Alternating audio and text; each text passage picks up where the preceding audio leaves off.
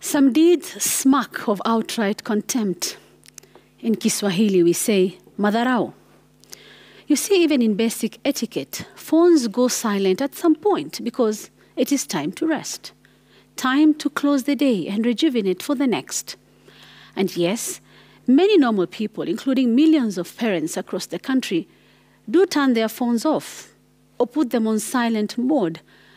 Or yes, those in urban settings prefer to do not disturb or put them on airplane mode. So it's really rude, inconsiderate, mindless, and altogether contemptuous for a person, especially if that person is the government, to drop such a consequential message to a silent phone in the dead of the night. No pre-alerts, no warning, no notice.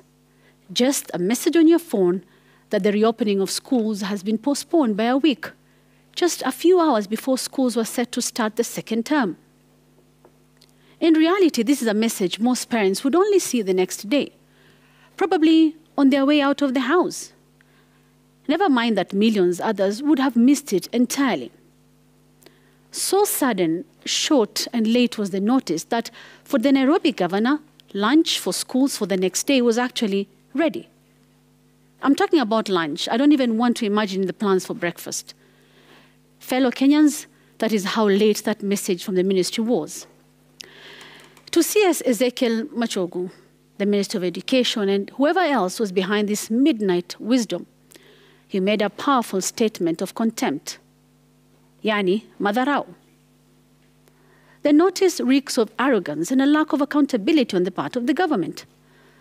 This is one of those statements that were probably made because we are the government. What I do? Madharau. In communications, this passes for another disaster for government. It smells of dysfunction, incoherence, and sorry to say, that broken telephone line. Government was not speaking coherently. It was muttering consequential words incoherently, well past the stroke of midnight. Madharau. What was supposed to be clear, precise, concise, and timely was not, and frankly has never been, at least with this administration. Other than the unfair treatment it subjected parents and Kenyans in general, the midnight ministerial statement escapades betrayed a clear sense of disharmony within the ranks of decision-making in government. In proverbial terms, the buck was running all over the place before ending up as a statement at midnight. Excuse those Kenyans who felt that in the night, no one owned the buck, and a midnight stop might have just been by the stroke of luck. I'm also left wondering what exactly is the process of assessing obvious dangers like countrywide floods and making a decision on whether schools should be opened or not. It is not sounding to me like an inspired science. It sounds like having a logic-driven process. I mean, the Met Department has been projecting not just the rain patterns, but the amounts down to the millimeter. So who was it in the Ministry of Education who was supposed to proceed on the basis of that information and make a decision on the reopening of schools?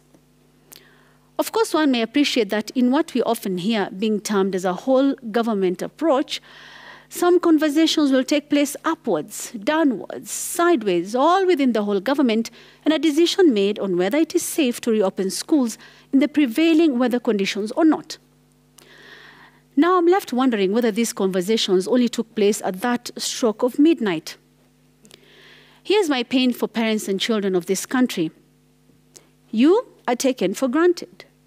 You are treated with poor regard and shown that government can so blatantly lack the spirit of accountability.